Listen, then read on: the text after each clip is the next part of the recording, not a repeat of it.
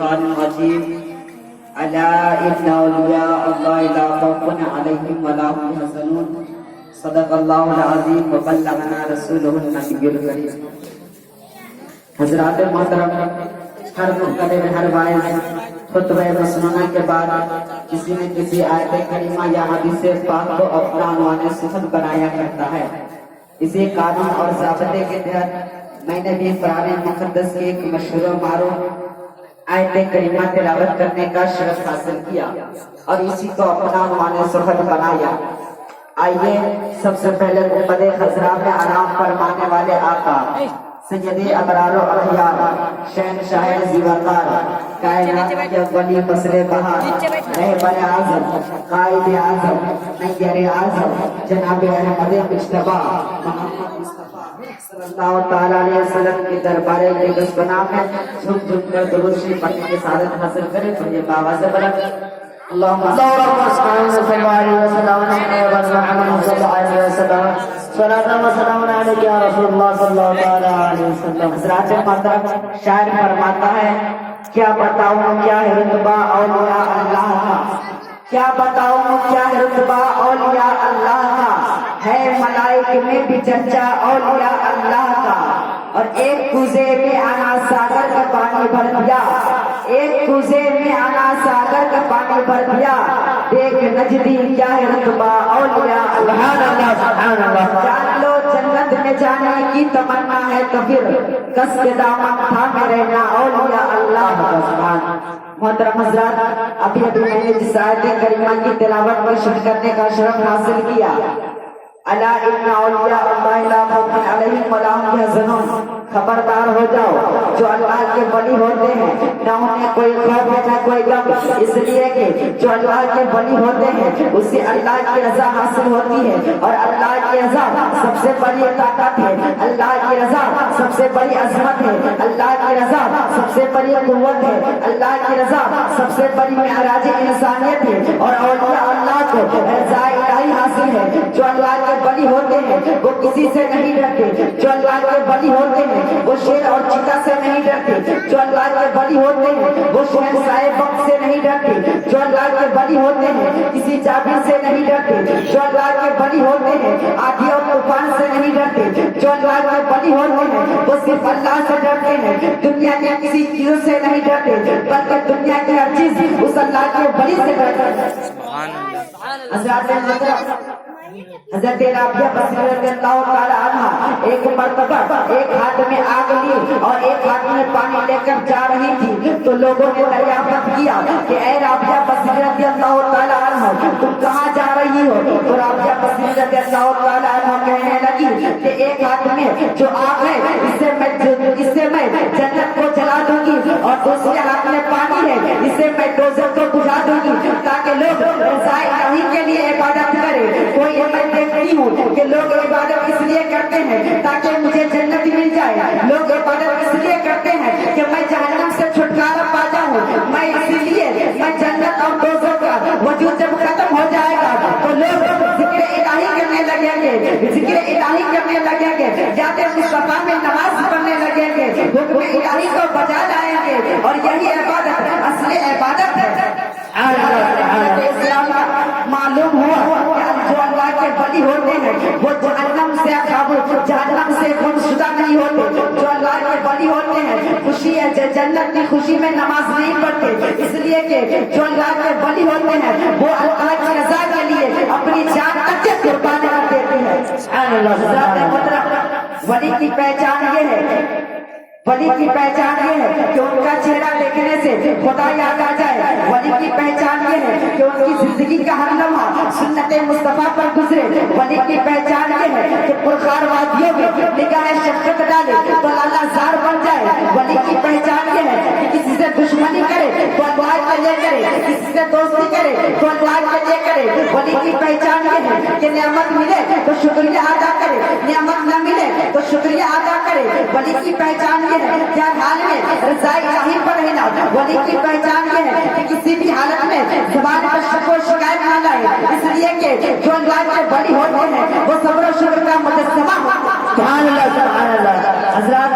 حضرت رافیہ بصری رضی اللہ تعالیٰ عنہ ایک مرتبہ کہیں جا رہی تھی کہ ایک اللہ کے ولی اپنی کرامت دکھانے کے لیے ہوا میں اپنا مسلح بچھا کر نماز ادا کرنے لگے. حضرت رافیہ بصری رضی اللہ تعالیٰ عنہ بھی ولیہ تھی. آپ نے اس ولی کے اوپر یعنی فضا میں اپنا مسلح بچھا کر نماز ادا کرنے لگے. حضرت نماز ادا کرنے لگے. اس اللہ کے ولی نے دیکھا تو بہت تعجب کیا اور حیران اور پریشان ہو کر عرض کرتے ہیں کہ آپ کون ہے؟ تو حضرت رافیہ بصری رضی اللہ تعالیٰ عنہ عرض کرتی ہے کہ میں ایک اللہ کی ولیہ ہوں، لیکن تم نے جو کر کر دکھایا وہ ایک مچھلی بھی کر سکتی ہے، میں نے جو کر کر دکھایا وہ ایک پرندہ بھی کر سکتا ہے. ہمیں ایسا کام کرنا چاہیے نہ وہ پرندہ کر سکے، نہ وہ درند کر سکے، نہ وہ چرند کر سکے، نہ وہ درند کر سکے. وہ سنت مصطفیٰ پر اپنی زندگی گزارتا اور دین محمدی کی تبلیغ کرتا، اس لیے کہ مچھلی سنت رسول پر عمل نہیں کر سکتے، پرندے سنت رسول پر نہیں چل سکتے، درندے سنت رسول پر عمل نہیں کر سکتے. لہذا سنت رسول پر عمل کرنا ہی معراج انسان. سبحان اللہ. نعرہ تکبیر، نعرہ تکبیر، نعرہ رسالت، نعرہ رسالت، جشن عید میلاد النبی، نعرہ تکبیر. حضرات محترم حدیث قدسی ہے کہ اللہ تبارک و تعالیٰ کا فرمان ہے جو میرا ولی ہوتا ہے میں اس کا پیر بن جاتا ہوں، جس سے وہ چلتا ہے میں اس کی زبان بن جاتا ہوں، جس سے وہ بولتا ہے میں اس کی آنکھ بن جاتا ہوں، جس سے وہ دیکھتا ہے میں اس کا کان بن جاتا ہوں، جس سے وہ سنتا ہے. برادران ملت اسلام کا حدیث مذکورہ سے معلوم ہوا کہ ولی کا چلنا حقیقت میں خدا کا چلنا ہے، ولی کا دیکھنا حقیقت میں خدا کا دیکھنا ہے، ولی کا سننا حقیقت میں خدا کا سننا ہے. اس لیے جو ولی کہہ دیتا ہے وہ ہو رہتا ہے، اس لیے جو وہ زبان کو ولی کی ہوتی ہے حقیقت میں بات خدا کی ہوتی ہے.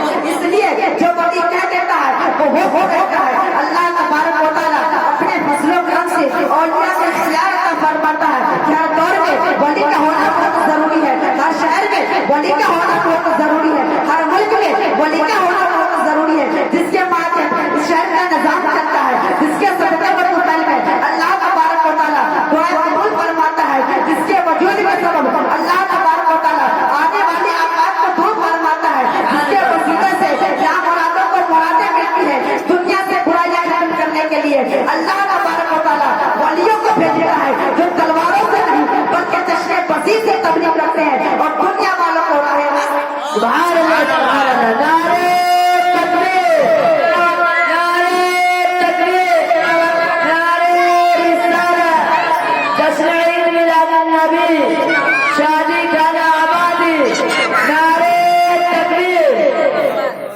حضرات محترم حضرت شیخ نصار رحمۃ اللہ علیہ ایک بہت بڑے عالم با امن متقی ولی کامل تھے. کچھ نوجوان لڑکوں کو تعلیم دیتے. ایک دن کچھ نوجوان لڑکے مدرسہ دیر سے پہنچے تو آپ نے فرمایا کہ تم لوگ اتنی دیر کر کے کیوں آئے ہو؟ تو ان لوگوں نے جواب دیا حضرت آج اتوار کا دن ہے، عیسائی سبھی جمع ہو کر گرجا گھر جاتے ہیں، ہم وہی دیکھنے گئے تھے. تو حضرت شیخ نصار رحمۃ اللہ علیہ عرض کرتے ہیں کہ تم لوگ وہاں سے کون سا کام انجام دے کر آئے ہو؟ تو ان لوگوں نے جواب دیا حضرت ہم مسلمان ہیں، ہمارا وہاں کیا کام ہو سکتا ہے؟ تو حضرت شیخ نصار رحمۃ اللہ علیہ عرض کرتے ہیں کہ اگلے ہفتہ میرے ساتھ چلنا اور دیکھنا کہ گرجا گھر میں مسلمانوں کا کیا کام ہو سکتا ہے. تو لڑکے تعجب کرنے لگے اور اتوار کا دن کا انتظار کرنے لگے. جب اتوار کا دن آیا تو حضرت شیخ نصار رحمۃ اللہ علیہ وضو کر کے لباس پہن کر سبوں کو ساتھ لے کر گرجا گھر پہنچے. دیکھا کہ شہر کے تمام عیسائی اپنے طور پر ہاتھ باندھے دعا میں مشغول ہے. حضرت نصار رحمۃ اللہ علیہ اندر داخل ہوئے. حضرت عیسیٰ علیہ السلام کی بڑی مورتی کے سامنے کھڑے ہو کر سورہ مائدہ کی اس آیت کریمہ کو سوالیہ انداز میں پڑھنے لگے. یا عیسی ابن مریم وانت قلت للناس اتخذونی وامي الہین من دون اللہ، اے مریم کے بیٹے عیسیٰ کیا تو نے لوگوں سے کہہ دیا تھا کہ مجھے اور میری ماں کو دو خدا بنا لینا؟ سبحان اللہ، سبحان اللہ. یہ آیت کریمہ سنتے ہی اس پتھر کی مورتی کی آنکھوں سے آنسو جاری ہو گیا اور زمین پر گر کر ٹکڑے ٹکڑے ہو گیا اور ہر ایک ٹکڑا کلمہ شہادت اشہد ان لا الہ الا اللہ و اشہد ان محمد عبدہ و رسولہ پڑھ کر پڑھ لیا. اور تمام عیسائی حضرت کے قدموں میں گر کر کلمہ طیبہ پڑھ کر سبھی اسلام نعرے تکبیر، نعرے رسالت، تشریع میلاد النبی، نعرے تکبیر۔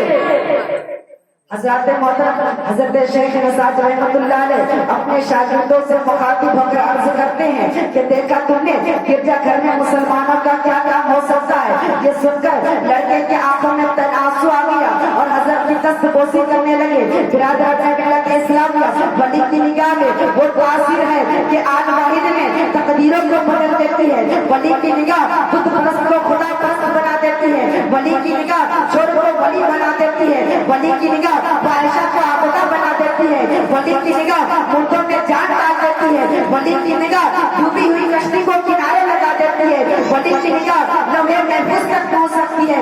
اسی لیے تو کسی شاعر نے چاہے خوب کہا ہے، نگاہ ولی میں یہ تاثیر دیکھی، نگاہ ولی میں یہ تاثیر دیکھی، بدلتی ہزاروں کو تقدیر دیکھی، تقدیر دیکھی۔ حضرت محترم ہمیں بولنے میں اور آپ لوگوں کو سننے میں کسی طرح کی غلطیاں ہو گئی ہو تو آئیے اپنے رب کی بارگاہ میں توبہ کرتے ہیں،